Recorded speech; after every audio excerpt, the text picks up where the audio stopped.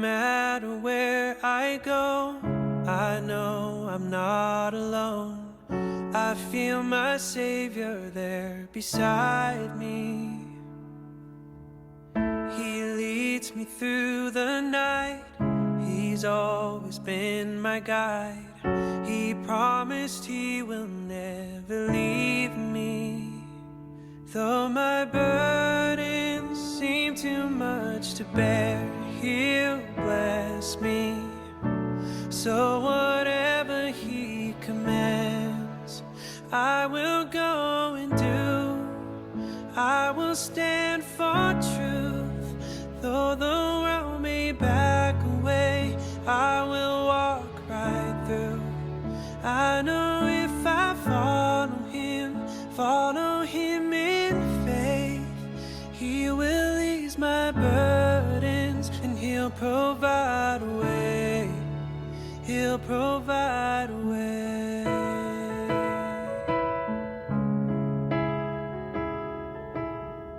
When I feel overcome and all my strength is gone, I think of all the ways He's blessed me.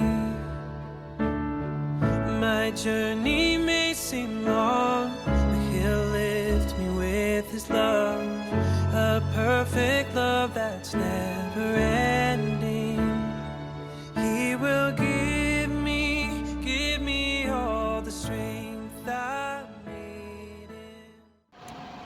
Hi, Anne. I just want to say goodbye. Joke lang. Anne, I'm so proud of you because you're willing to go wherever God takes you just to spread His word. I know He will protect you, but still, I want to say na mag-iingat ka. Lalo na you'll go in a different country all by yourself without any of your family members or your friends. 18 months is just a short period of time. Baka magulat na lang kami, nakabalik ka na. Still, mamimiss kita ng sobra. Mababawasan yung nangungulit sa akin sa chat. Si Rose na lang. Isama mo na nga yan. Joke lang. And I'm so happy for you. Gusto ko lang sabihin na advance happy birthday. Kasi for sure, hindi kita magbabati on time. Advance Merry Christmas and Happy New Year na rin. Pagbalik mo, our door is open for you. Dito ka naman mag-visit and mag-share, ha? Tapos gagala tayo. And sure ako na hindi ka kilala ni XL by that time. So ipapakilala na lang kita ulit. Yun lang, Anne. No goodbyes. Just see you later. Mag-ingat ka! Hi, Sister Haen. I'm so happy and grateful to have met someone like you. And sobrang excited ako sa journey mo as a missionary. For I know that Heavenly Father prepared a lot of souls for you to rescue. And I know that you will inspire them, you will teach them, and you will help them to become closer to the Lord. And definitely, mamamiss ko ang ating mga late night chicas and talks about them. Pero I'll be saving that after 18 months. So, don't worry about him kasi babantayan namin siya. Chares! Pero ayun, for the meantime, you have to enjoy your mission, be safe, and be healthy. I'll see you after 18 months, and I will definitely miss you. Bye-bye! Hello, sister. Good luck, submission, and enjoy England. Sister Haen, congratulations and good luck sa mission mo. So excited na makareceive ng email mo. Mga experience mo dyan. And I'm so grateful din na nakilala kita sa Santa Maria. Being one of our workers, tumutulong sa amin. I truly appreciate your effort, your dedication, and commitment para sa gawain ng Diyos. Ang ganun din, and I truly believe na ganun din yung gagawin mo sa mission. I prayed and hope na magiging masaya ka sa journey mo. I don't know, magiging masaya ka. You will enjoy sa mission. Ay na marami kang what if, it's normal. Pero, the Lord will help you. He is mindful sa mga nung iniisip mo, kahinaan na meron ka, and also sa family mo. I believe and I testify na mahal ka ng Diyos. Hindi ka niya pababayaan. I testify din na yung atonement ni Jesus Christ will also help you sa journey mo sa mission. And palaging dalhin ang ngiti dahil palangiti ka nung tayo ay nag-work. I know na magiging blessing ka sa mga areas mo. So good luck. May miss ka namin. Email na lang po. Hindi kaming kakalimutan. And ingat ka. Mahal ka namin, sister. Hey, Sister Hain, I'm so excited for you and this mission. I just, wanted to take a moment to wish you all the best. May the Lord be with you and every step of your way, guiding and protecting you. I know it's going to be an incredible journey, and syempre, I'm so proud of you for taking this step. Na-realize ko na yung mga workers ko before, way back Sinaloan to Santa Maria, is lahat kayo ay paalis na. From Sister Petalio, ikaw, Sister Hain, sunod si Sister Rose, and nandun na din si Sister Divilla. And sobra akong na-amaze sa desire na meron kayo, and sobrang happy yung Diyos na sa mga decisions na meron kayo. And I just want to share yung isang verse sa Joshua chapter 1 verse 6 na sinabi doon na be strong and of a good courage. Isa din siya sa mga reminder ninyo kapag pupunta kayo or ando kayo sa mission ninyo, sa area ninyo, na feeling ninyo is mahirap. But I know the Lord always guide you, and you're going to do amazing things and make a real difference in the lives of those you met. Doon sa England, Sister Han. Just remember to stay focused, trust in the Lord, and listen sa banal na Espiritu Santo. And di talaga maiiwasan yung mga challenges na ma-experience mo sa mission. So just recall that you're strong and capable, and the Lord is always there to support you, and you're not alone in this journey, and I'll be thinking of you every step of the way, sister. Sending all my love, prayers, and positive vibes. So safe travels, and I can't wait to hear about your experiences when you're back after 18 months. You're going to do great. I know that. I just know this is going to be an amazing adventure for you. Love your companion, Sister Hain. Always do your best. And there's no perfect obedience, but 200 obedience. I love you so much. From Allen to Santa Maria. Ingat! Hello, Sister Damasio! Ay, sorry.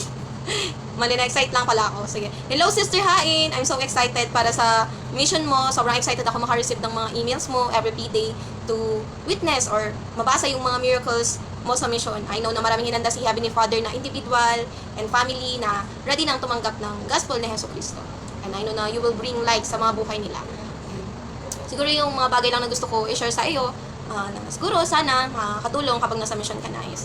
Isa sa naalala ko nung bago ako mag-mission, isang advice sa akin ng nanay, sabi niya na, which is RM din siya, sabi niya, iiyak pero hindi uuwi.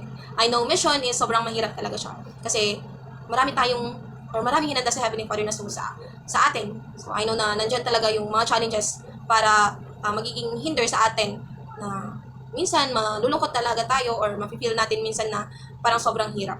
Pero siguro isa rin na gusto ko i-share sa iyo is yung natutunan ko sa personal study ko ngayon. Sabi doon ni Elder Rasban na though we will face pains, challenges, heartaches, and all manner of affliction, our caring and loving Savior will always be there for us. He promised, I will not leave you comfortless. I will come unto you.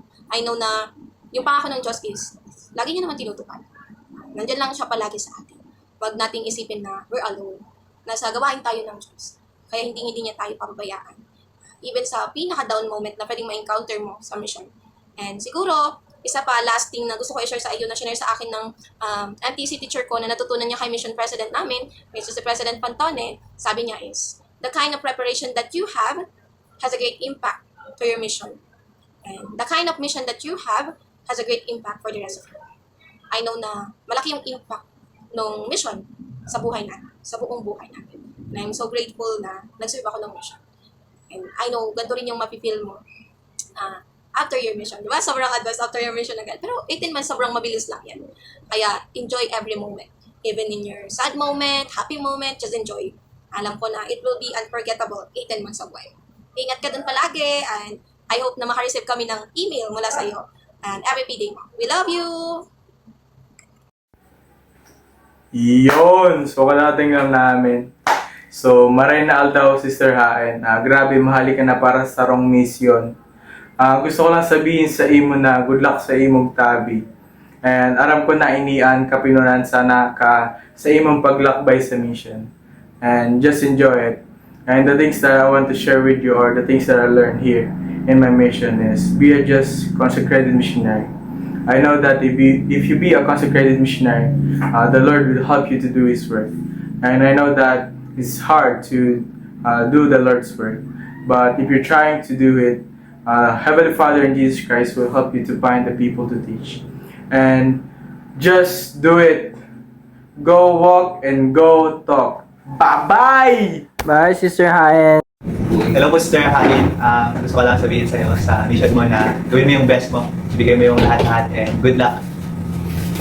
Hello, Sister Hain. I'm Elder De La Torre. So, welcome sa imong bagong nga journey which is to serve the Lord's Vineyard. And padayon lang mamahimong obedience ng missionary, follow the mission roles, and especially to your mission parents or mission president. And amping sa England, alap. Hello, Sister Hain. I am Elder Malinaw.